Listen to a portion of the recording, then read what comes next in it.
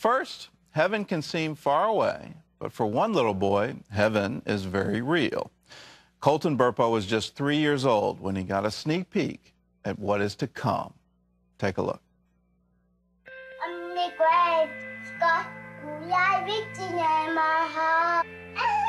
How old are you today? 3. And what is your name? Todd Burpo. And where do you live? In Nebraska. Who's your mommy? Sonia. Who's your daddy? Daddy Burpo. Who's your sister?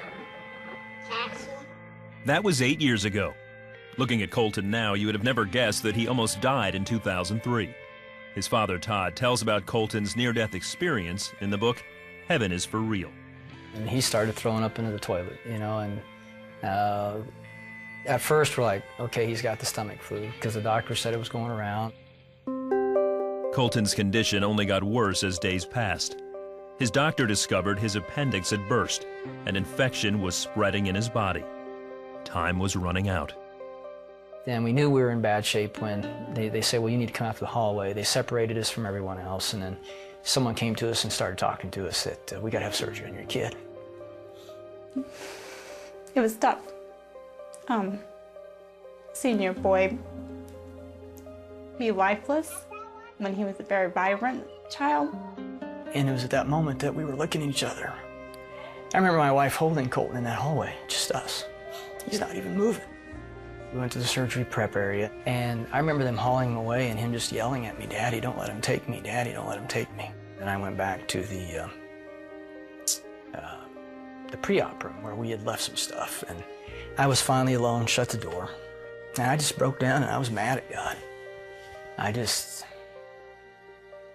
frustrated, fed up. And I remember telling him, I said, "God, after all I've done for you, and now you're going to take my kid? This is how you treat your pastors?" And I was calling our prayer chain. I was calling anybody that would be on the other line to get Colton on the prayer chain because it was bad. We were there in the waiting room for an hour and a half, maybe. Then I remember the nurse coming out. "Is Colton's daddy out here?"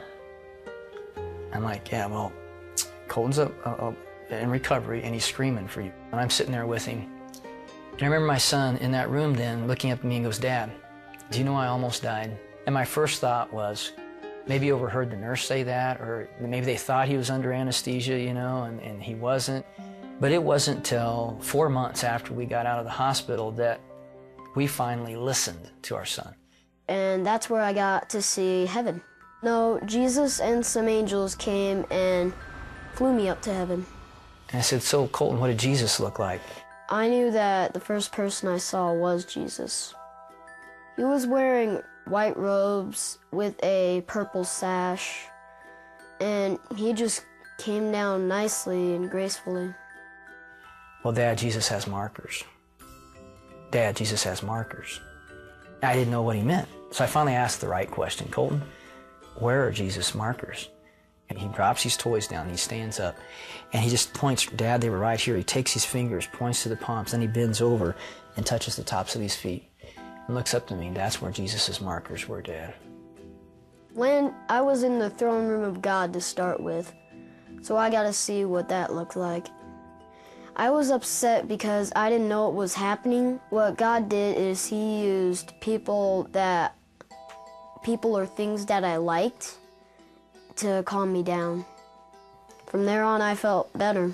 Then one day we're traveling together, and he looks up at me and, "Dad, you used to have a grandpa named Pop, didn't you?" I'm like, "Yeah, he's really nice." "Really?" "Yeah, you used to play with him as a kid and work with him on the farm and shoot stuff with him." And I'm like, "Yeah, how do you know that?" "Well, he told me." A figure came up, and he was Pop. He asked me, "Are you Todd's son?" I said, "Yes." He said that he was his grandpa, so that's where I met him. Yeah, Pop, I was very close to him. And he was my most significant male role model when I was a kid growing up. But he was killed in a car wreck before I turned 7. I was busy paying bills again, because that's my job. And he came up and told me he had 2 sisters. Well, he had to say it several times before he finally got my attention. And finally, I put myself down and looked at him and says, "What do you mean you have 2 sisters?" "No, I have 2 sisters. You had a baby die in your tummy." And I just looked at him like, "Well, how do you know you have 2 sisters?" "Well, she told me." And then he proceeded to describe her. She looked like Cassie, but she had brown hair. And first time when she saw me, she just came up and hugged me. We knew this was true because he said, "She kept hugging me. She wouldn't stop hugging me, Mom," and I didn't like that. Well, I'm not really the hugging type. I had miscarried the weekend of Father's Day weekend, which made it even rougher. And we thought we'd dealt with it. We'd gotten over, we accepted that the baby had died. But when he said he had 2 sisters, I think I was in shock first and then trying to realize, what is he telling me? And so I knew that he had seen her, and after he described her, and he says, she's just waiting for you guys to come to heaven. You know, as we talked about heaven and he was telling me all these wonderful details, I just felt like I had to ask him, did he want to come back? I knew that I was leaving heaven because Jesus came to me and said, "Colton, you need to go back." Even though I didn't want to go back, he said that he was answering my dad's prayer. I remember that prayer. That irreverent, that disrespectful, screaming at God prayer. I was like, he's answering that prayer? Today, Colton is a healthy 11-year-old and shares his heavenly journey with boldness. I learned that heaven is for real, and you're gonna like it.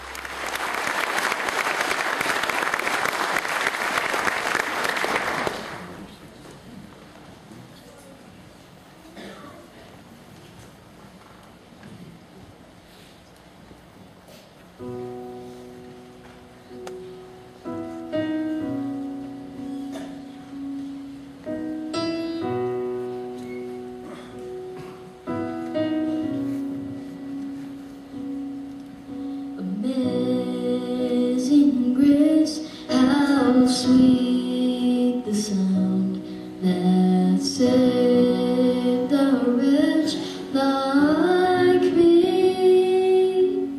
I once was lost, but now am found, was blind, but now I see.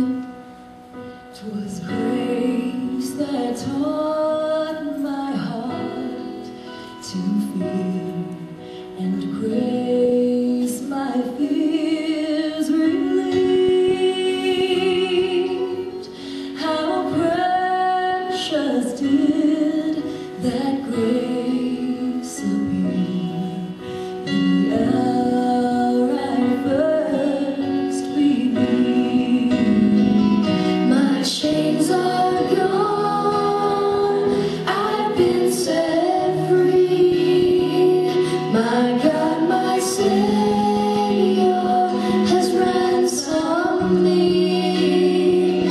And like a flood, His mercy reigns, unending love, amazing grace.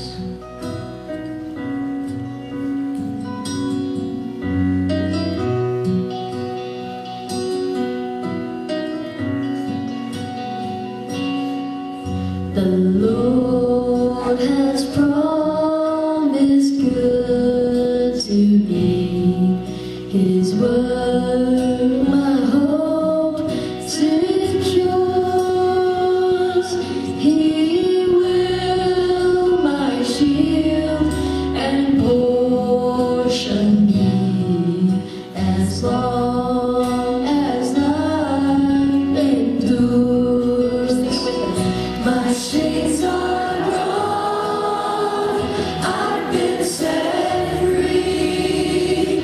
My God, my Savior has ransomed me.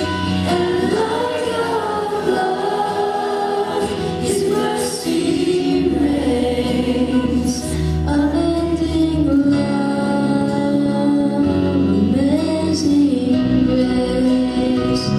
My chains are